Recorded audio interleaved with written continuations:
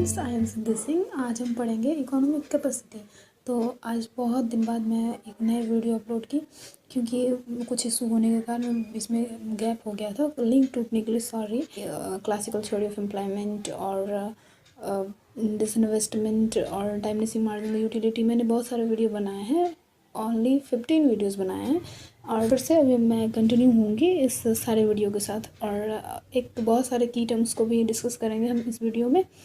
और मैं अपने चैनल पे बहुत सारे इकोनॉमिक्स के टॉपिक को भी डिस्कस करूँगी और डेली एक नए वीडियो के साथ आपके साथ मिलूँगी और अब कंटिन्यू रहूँगी। इकोनॉमिक कैपेसिटी को डिस्कस करते हैं। इकोनॉमिक कैपेसिटी एक बहुत बड़ा इंपॉर्टेंट टॉपिक या थ्योरी तो नहीं है, बट एक टर्म्स है जो कि बहुत सारी थ्योरी को पढ़ने में हेल्प करता है। अगर हम इस टर्म्स को नहीं समझते हैं तो इकोनॉमिक्स का बुक लेके तो बैठेंगे बट पढ़ नहीं पाएंगे और समझ में नहीं आएगा। तो मैंने सोचा आज ये डिस्कस कर लेते हैं। फिर समझते हैं कि इकोनॉमिक कैपेसिटी क्या है। इकोनॉमिक कैपेसिटी एक लिमिटेशन है, एक limitation of firm, limitation of business, limitation of a country. Means कि कोई कंट्री और इकोनॉमी में क्या प्रोडक्शन हो सकता है, उस इकोनॉमी का क्या कैपेसिटी है, वो कितना प्रोड्यूस कर पाएगा और कितना स्पेंड कर पाएगा। जैसे कि जितना वो प्रोड्यूस करता है कोई भी कंट्री एंड वो स्पेंड हो जाता है, that is capacity, that is economic capacity. उस कंट्री का एक कैपेसिटी होता है कि वो कितना प्रोड्यूस कर रहा है। हम इसको डेफिनेशन भी समझ सकते हैं। जैसे कि एग्जांपल लेते हैं कि कोई कंपनी है और उस कंपनी में इतना ही यूनिट प्रोड्यूस होगा, ये लिमिटेशन है उस कंपनी का कि इतना यूनिट प्रोड्यूस हो सकता है। तो ये उस कंपनी का एक इकोनॉमिक कैपेसिटी है कि वो उतना ही यूनिट प्रोड्यूस करेगा, उससे ज़्यादा नहीं कर सकता। उसके पास जितना रिसोर्सेज अवेलेबल है एंड फैक्टर अवेलेबल है, उससे उतना ही यूनिट वो प्रोड्यूस कर पाएगा। मीन्स कि उस कंपनी का उतना ही इकोनॉमिक कैपेसिटी है। ठीक, अब हम इसको डेफिनेशन से भी समझ लेते हैं कि इकोनॉमिक कैपेसिटी क्या है। What is economic capacity? Economic capacity is defined as the amount of a company or economy produce using its current equipment, workers, capital and other resources at full tilt.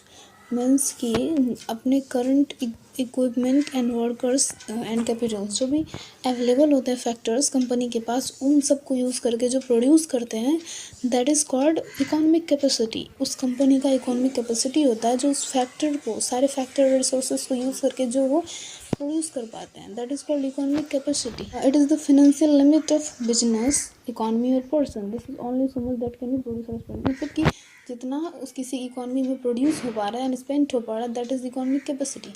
And ये एक limitation है, ये मैंने पहले भी बताया था।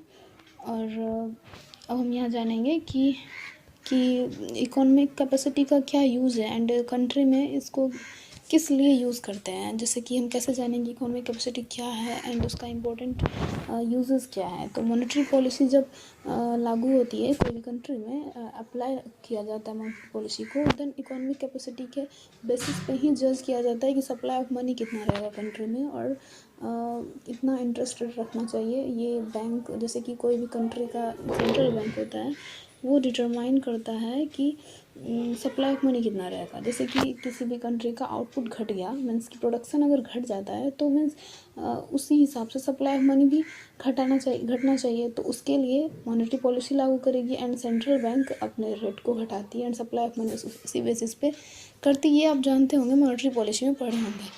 तो उस टाइम पे इकोनॉमिक कैपेसिटी जो होता है एक बेसिस बनता है, पता चलता है कि सप्लाई ऑफ मनी कितना होना चाहिए कंट्री में, वो इकोनॉमिक कैपेसिटी ही डिटरमाइन करती है, जो कि इस डेफिनेशन में दिया हुआ है।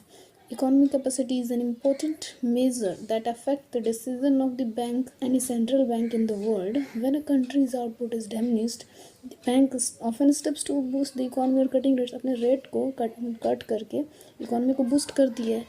एंड फिर वो कैपेसिटी जो है, जब उसका कैपेसिटी डिमिनिश हो जाता है, मीन्स अगर किसी देश का आउटपुट घट गया तो उसका कैपेसिटी तो घट जाता है, तो सेंट्रल बैंक उसी हिसाब से सप्लाई ऑफ मनी को भी डिटरमाइन करती है। तो फिर वो इकोनॉमिक कैपेसिटी के बेस पे ही जज करता है कोई भी इकोनॉमी की कितना सप्लाई ऑफ मनी रहेगा एंड आउटपुट रहेगा। That's important of economic capacity. And economic capacity किसी भी इकोनॉमी के लिए बहुत ज़रूरी है। एंड इकोनॉमिक कैपेसिटी कितना है किसी भी देश का, सब देश का अलग अलग होता है, तो ये जानना ज़रूरी है। Okay, thank you students.